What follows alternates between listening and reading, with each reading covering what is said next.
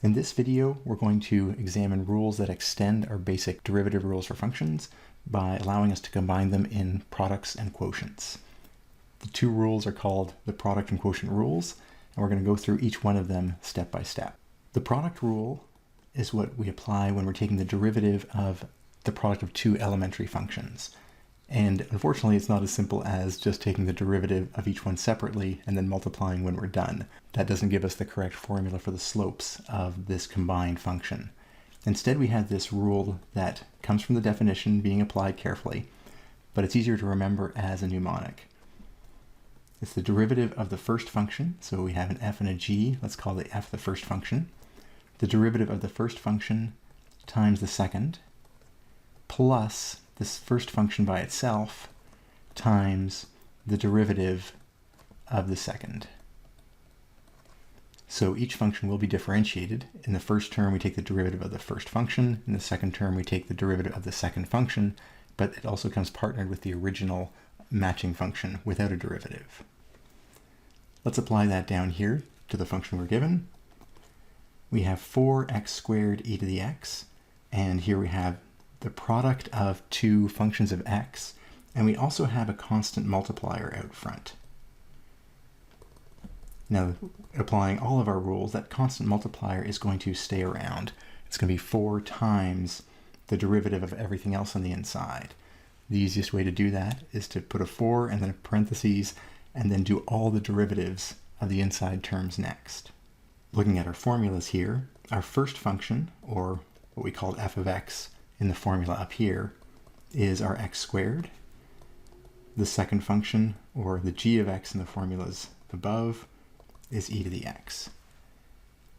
Now we can apply our product rule here and see how the derivatives work out. What's the derivative of the first function of the f? Well, the derivative of x squared is 2x, and then we multiply that by the second unchanged, which in this case here is e to the x. Then we add the first unchanged, the first function is x squared, and then here it's a little challenging to see what we've actually done because we're going to take the derivative of the second term, but the second term is an e to the x, and the derivative of e to the x is also e to the x. So it looks identical to the original function, but we can see the pattern of derivative of one function, and then the original here, and we can see the g of x in its original form and its derivative here. And that's how we apply the product rule.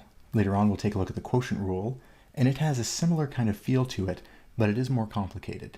For those who are interested, you can actually get to this more complicated rule here by looking at a ratio or a quotient of two functions and rewriting it with a negative power. We could write this as f of x times g of x all to the -1, and then use the product rule, or the product rule and the chain rule, which we'll see in a second. That combination will also get you to this form here. Most people, when presented with a quotient, prefer to use the quotient rule. It just tends to give us the simpler form of the derivative when we're done. The typical way we talk about the quotient rule is to talk about the top function and the bottom function. When we use that nomenclature and then we look at the formula for the derivative, or the formula for the slopes of this ratio, then we see the derivative of the top times the bottom, unchanged. That's f prime times g, minus the top, unchanged, times the derivative of the bottom. That is the whole expression on the numerator here, and then we have all over the bottom squared.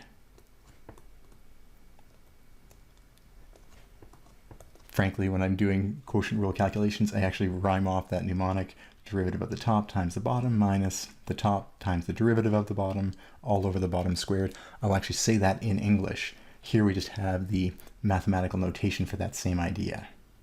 Let's move to the next page, where we'll see how we can apply both the product rule and quotient rule in other examples. In this problem, we have the derivative of x times ln of x, and so naming our functions, this would be our first function, this would be our second function, and this would be a product. So we'll use the product rule for it. The derivative of the first is the derivative of x, and that is simply the constant function 1, times the second. so times ln of x. Capturing that idea in the notation that we used before, we have the derivative of the first times the second, unchanged.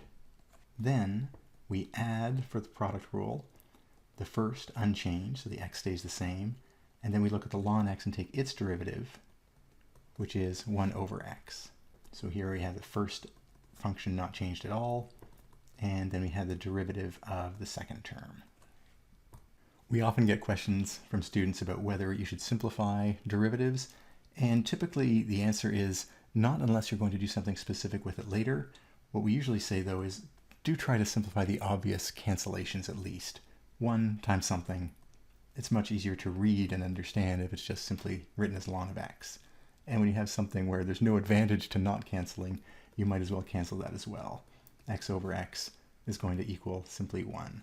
So this would be the preferred form. This is technically correct though. This is the derivative of this expression here. So this would be a perfectly correct answer to the question, what's the derivative of x ln x? Moving down to the second example, we identify this here as a quotient. And so we'll need the quotient rule.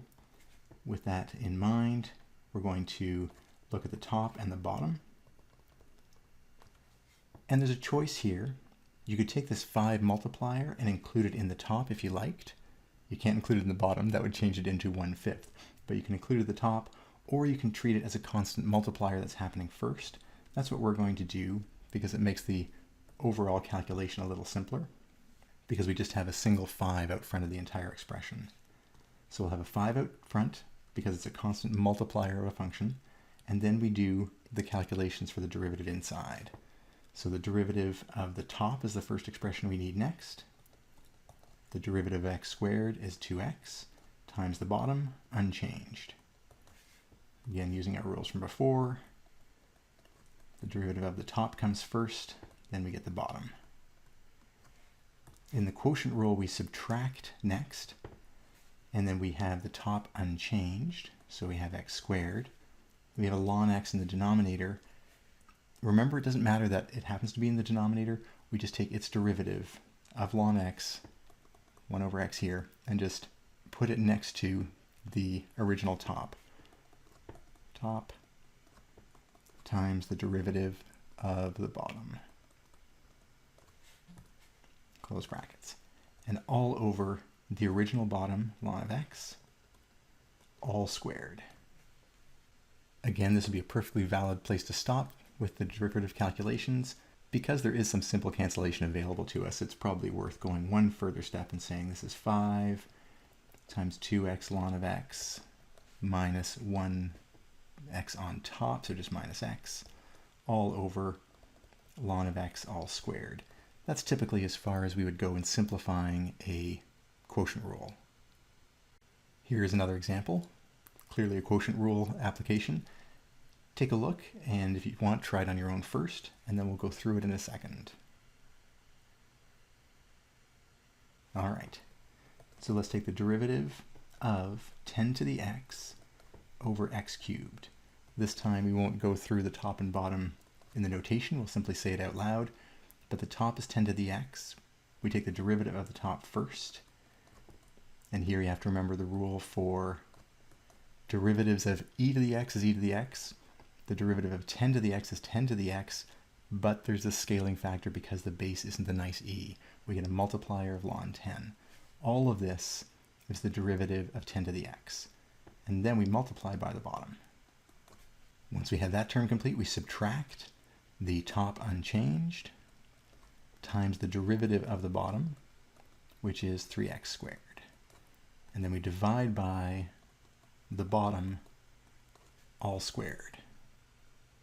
Tidying that up just a little bit to make it look like expressions we've seen here. We see it looks pretty much like b.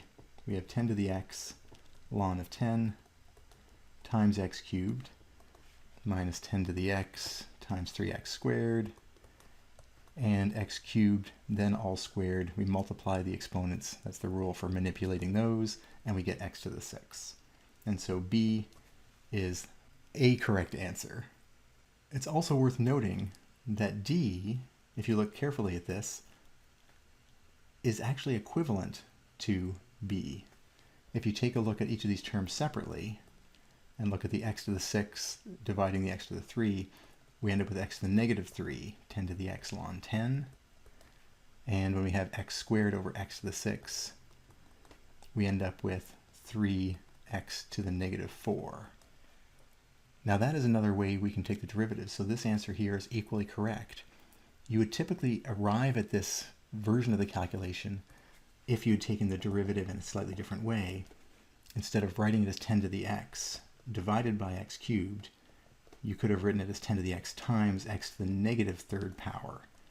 And then, using the other rules of products and later on chain rule, we would have gotten this derivative here. So both of these forms are exactly equal to each other. They just look different on the surface, and you can arrive at both of them through straightforward derivative calculations. Either one is perfectly acceptable as an answer.